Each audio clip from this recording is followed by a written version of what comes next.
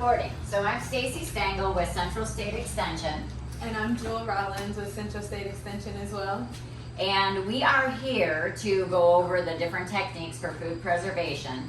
This is a really quick, down and dirty overview of the different ways. I did not bring a food dehydrator with me, but I just was already packed with all the canning stuff.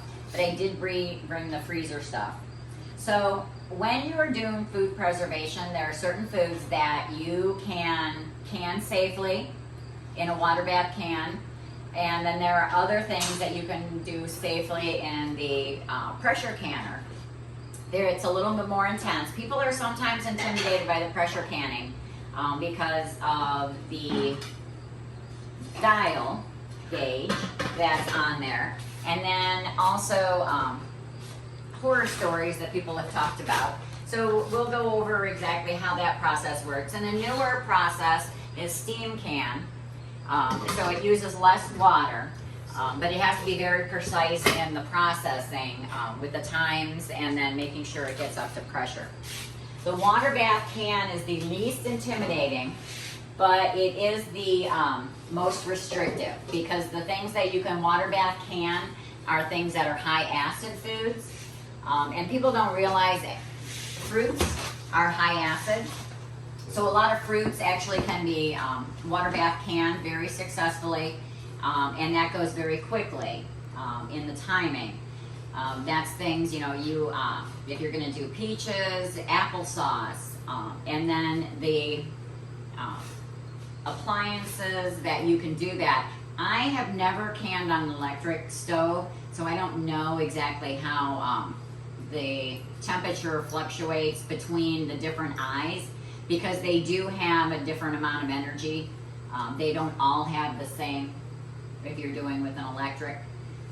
So the larger one is going to have more voltage going to it, so it's going to get hotter. So obviously, and then seeing that the water bath canner is so big, you're going to want to put it on the largest eye. But in the meantime, depending on where and what you're going to be processing, it's a good idea to have certified books. There are 3 that we use in Extension that are very informative and very thorough, and all of the recipes in them have been tested in a laboratory. So they are safe, and as long as you follow the directions, you can make anything. So I happen to open it right here to peach jam.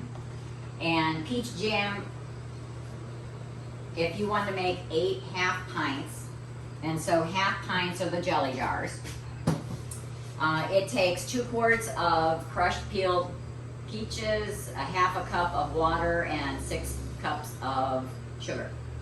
That's all. You just need those 3 things, and you could make an entire business out of peach jam.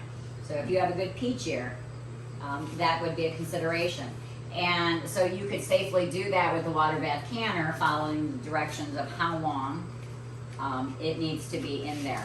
And there's all different types, and they go into things like if you wanted to can shrimp.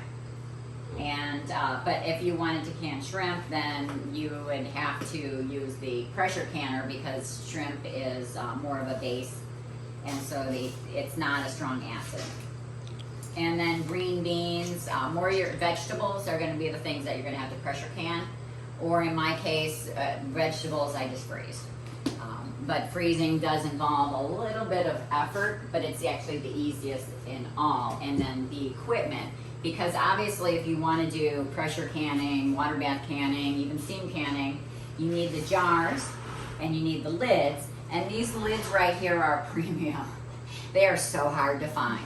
So hard to find. Even, you know, I check at Walmart weekly, and I have yet to find the regular size, regular mouth cans lids. I can find plenty of wide mouth ones, but you don't use wide mouth as much as we used to in the past, and that just is an indication of the size of the jar.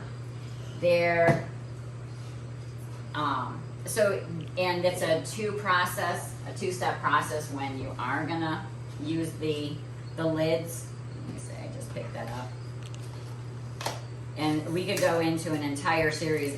It would take an hour or more just to talk about the water bath canning and making something. So that could be in the future, but it's a 2-step process, and then they all of the lids, whether it's a jelly jar, whether it's the tiny little quilted jars, or it's a quart jar, they make them all the same size. Oh, wow. So they all fit the same. Now what you have to be careful of is people will save like mayonnaise jars, and those, you can't use those because they're not designed to withstand temperature changes over and over. These particular canning jars, they make so they process them with the glass so that it's like with casserole dishes. So they're very durable, and you can use them over and over and over. What you don't want to use over and over, once you've used one of these lids, they should be disposed of. What I do at home, after I pop off a lid, like I'm going to have jam, and I pop off the lid, I have these little plastic lids. And so when I'm storing in the refrigerator, I just store in the refrigerator with that on it. But these are not meant to be canned with. So they do not seal. They're just for storing in the refrigerator. Or if you're going to keep it in the cupboard. Because some people do, because they do become airtight, will store dry goods in their canning jars. So in that case, just storage-wise, you can use that. And Ball comes out with new books every about 5 years. So I have a collection of the older ones of the different Ball books. That recipes do change. The science changes. Like for instance, this past year, elderberries have been taken off of the safe fruit to water bath can. So because elderberries are not acidic enough. So the newest one, the Ball Book Guide to Preserving, is the newest copy. But they also have the complete book of home preservation. And then there's other companies and authors who have done books as well that you can get on Amazon. But I always look to see if they're verifiable based on who their references are. Because in this case, the Complete Guide to Pressure Canning, they do reference the United States, the USDA's home canning book. So in that case, I know that they've referenced it and they're using recipes that have been tested. The Ball Blue books have also been tested recipes, so they are safe. And that's why you will hear anybody talking about canning and making sure you have safe recipes. And you cannot, there's very little wiggle room when they're talking with some of these recipes because of the it's very important, the acidity, and making sure that Calidium botulitum, which is what causes botulism. So that's the problem with canned goods. And botulism is a deadly bacteria. And so we're wanting to avoid that. So that's the difference on you want to water bath has high acid, and botulism doesn't like high acid. Pressure canned is, because of the pressure, it creates such a vacuum that it's inhospitable for them to live in. So there's nothing that's left in there as long as they were correctly pressure canned. And then the steam canning is the equivalent of the water bath canning. So whatever you can water bath can, you can steam can. And where can you get some of this equipment? This one is my personal one. And I got that at a yard sale. And also what comes in canning, they have these carriers. And the carrier is just so when you are canning and you put the jars in, and then it goes down so that when you're done, you can pull them out, it's easier. And then there are other apparatuses. So once you pull it out, you don't want to pull on things from the lid. So they have these handy pull ups that bring it out, because that's the whole reason why they have the necks on them, is for being able to bring them out. So Wonderful. you'll see that's on all of them. They all have a neck. I had found there's another one, but this one looks a little bit more dangerous to try to stick in and get something out with. So, but I have collected some things along the way. And because you're supposed to heat and sterilize the lids at least, these lids, they have a handy little magnetic thing so that you don't actually touch it, because you always have bacteria on you. Even if you wash your hands really, really well, there's still a possibility, and so you don't want to touch the inside. So they have this magnetic wand that picks it up and sets it down, and then it's supposed to leave it. So you then put it inside. It would work better. See, but nothing is perfect. But yeah. So, and then you put it on, and then you tighten it finger tight. Okay. You don't crank it on down, because it throws off the compound. And the compound that's on these lids is self-sealing, so that's how it stays on there. And then the pressure in the water bath canning and heat force the air out of the container. So that's why it's important also, when the recipe will tell you how much head space you should have, and head space is the difference between where the lid's sitting and then where the solution is. Okay. So you want to leave the head space so that it can force the air out, and it doesn't, if you put too much in, then it could pull out some of the liquid through the seal, and it won't seal properly. I wanted to ask you a question. You know, as a young lady in college right now, how did you become involved into canning? Well, So I may not be having this quite right. Yeah. Well, I actually graduated from Central State May 2020. Oh, And then I got, congratulations. thank you. And then I got hired in as the FCS Extension Educator in September. So I'm coming up on my year.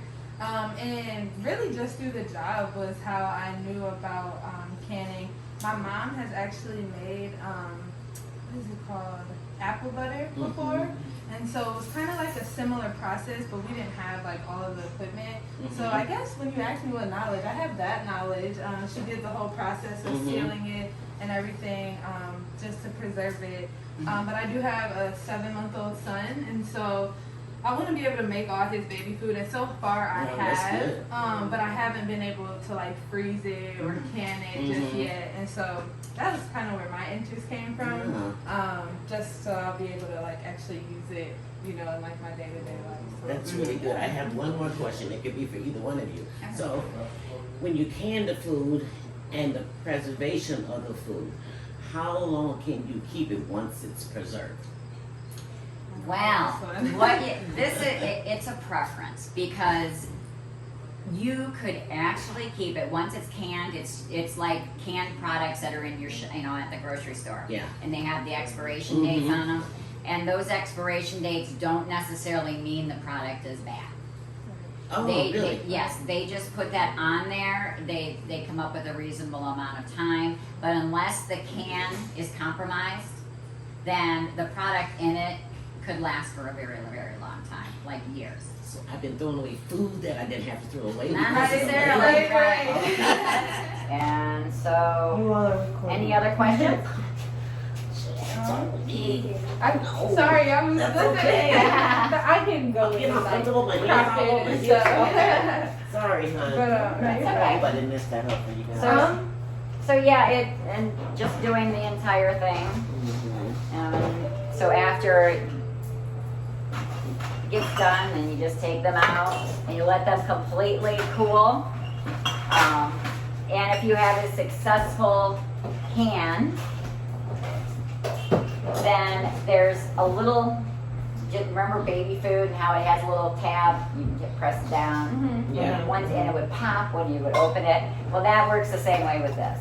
So when the canning process is done and it's done correctly, that little bubble, it will be down. Oh. And then when you open it, it will pop up. And it doesn't, it'll be sealed, so you don't even have to keep these on it. So they can be reused over and over until they rust, which they do. But otherwise, this will be, the compound seals it to the top, and the contents are good, like you asked, it actually for years. But you wouldn't necessarily want to, because it's going to compromise the quality eventually. Can you still order those, or Mason jars.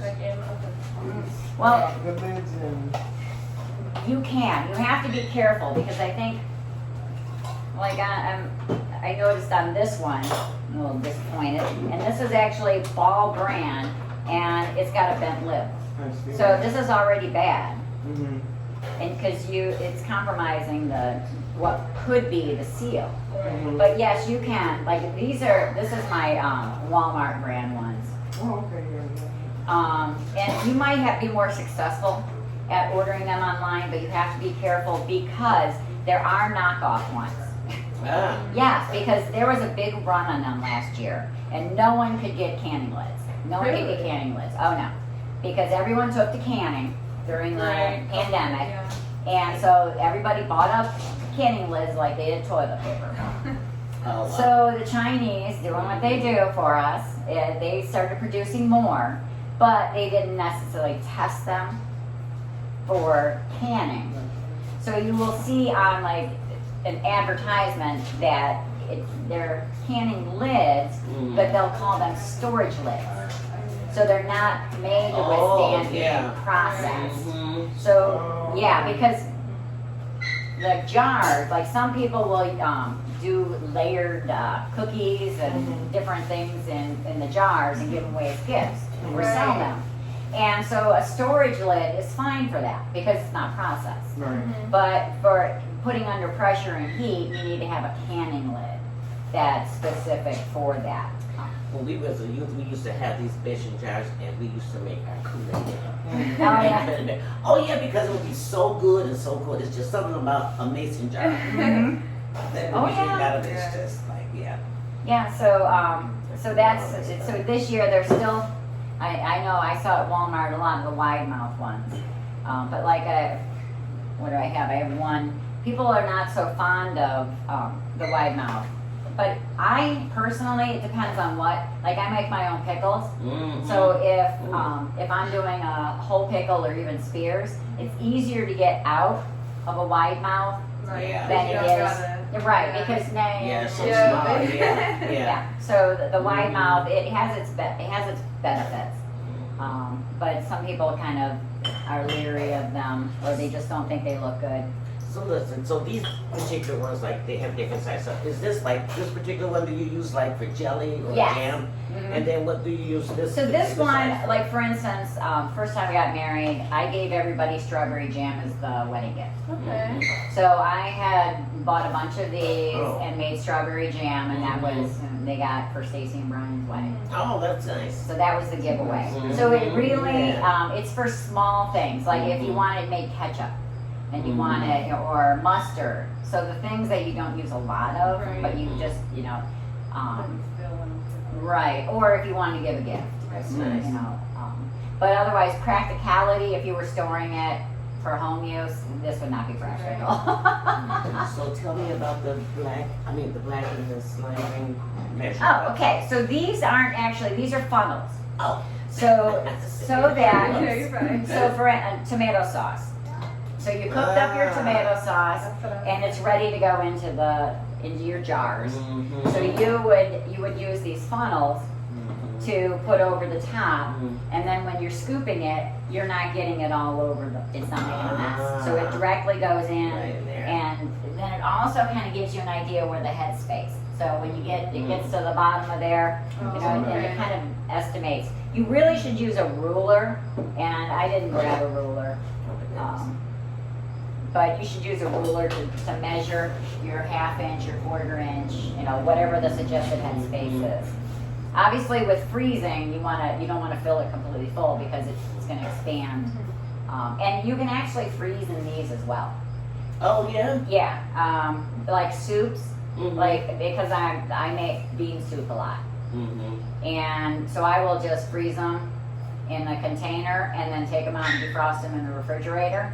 Mhm. Because it's easier to store it in, a jar than it is in, a bag. I used to wonder about putting, you can put glass stuff in the freezer for a bit and it might burst. Right. No, as long as you I don't think fill these it. jars won't do it. Yeah.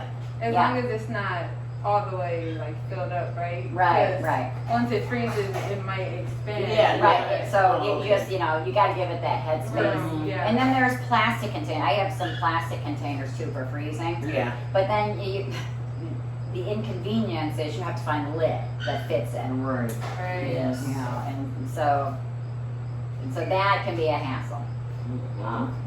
But you can start fresh with new stuff. You can spend as much money as you want or be as frugal as you want. It's really, up to you and what you want to do with it. I see a lot of these in garage sales. Oh Yeah. yes, I did Yeah. too. Thrift stores. Yeah. Yeah. A lot. Yeah. Mhm. Oh yeah, And when you and said you got this from there, my mom goes to like a lot of like thrift stores and everything. I'm gonna have to tell her to like This keep was an eye out on it because Big deal right for here. sure. oh yeah, I have a smaller one. Like if I'm doing just jam, rather than heat up this entire thing, because this really works well for quarts.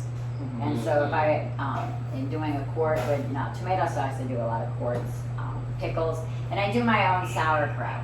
I'm just going to ask you. You have named several things that you make. Yeah. How did you make all of this? Come up with making all these different? It's just because I garden and Oh, I wanted to use my stuff. I'm a frugal person, and so I'm independent. Okay. So Yeah. that leads me to my being able to feed myself. I like my cooking. I like my stuff. So and I like sauerkraut. So I was like, why I started getting into ferment and making fermented foods. This past summer I made fermented dill pickles. So I fermented them for 3 weeks. And so it's like those pickles that you get alongside a sandwich from the deli. Yeah. So they're crisp ones like that. Because you don't have to, you're not heat processing them. The fermentation process doesn't make them mushy. All the stuff that you making, you should be on Shark Tank. Well, no, this is because they're all on the market. This is all the same stuff on the market. Right. So it's Yeah, not I know. like, There's too much competition. and there's, I'm not trying to beat them out. No, But at least I can control what's in my food. Exactly. Right. So I talked about sodium and sugars and Pressure. yeah, and it does. A strawberry. If you make your own strawberry jam sitting on the counter, and you left them sitting on the counter, the Yeah. exposure to light is going to brown them because that's just the enzymes changing in the peaches. But the peaches are still fine. They're going to be brown. It's like when an apple goes brown. It's because of oxidation. Their oxygen is changing the chlorophyll Oh, okay. and the sugars in it. So the apple is still okay until it starts to mold and rot and stuff like that. But it's the same. When it's canned, it changes color. But it's not going to change the state The state of it. Right. Oh, It's just quality. That's interesting to know. And the same thing works with freezing things because now the freezer bags are not airtight. No. They're still in exchange, and so that's why even when you freeze something, you can get things like freezer burn. Oh, yes. Because that is the oxygen getting in and causing and drying out the food and causing the crystals to collect. So like when you freeze something and sometimes it gets that, like, I don't want to call it freezer burns. There's a difference, but like with freezer burns, but like when you put it in there and you got the ice that forms also on the meat that you might have or in the freezer or something that you might have frozen. That's because because there's Get the bones moisture. I out. mean, you think Oh. about everything. Oh, Everything we moisture. have, it has a level of water activity. I see. And so as that oxygen exchange is happening, it's pulling moisture out of the meat. And so it's crystallizing in the bag because it's not going out as fast as it's coming up. Okay. So the crystallization is happening on the outside of it. And then that's when you start getting the burn because that's where the water has come out of it. Oh. But that doesn't mean it's bad, but it does affect the texture and the taste. Yeah, it because does. it does. I mean, Yeah, it does. taste comes from the water. Yeah. And the water interacting with the proteins and Yeah. that. So it's just a matter of you really should not can more than what you'll consume. So just because you have a giant harvest of peppers that you can peppers in 8 different ways, unless you're going to eat them. Okay. That would be the time when you start making friends, or you start a business, and Right. now you start selling it. But yeah, it doesn't make any sense to just preserve it and then not eat it. Okay. So what do you put in your pressure cooker? So in mine, I did some vegetables. Okay. Just to see if I would like it differently.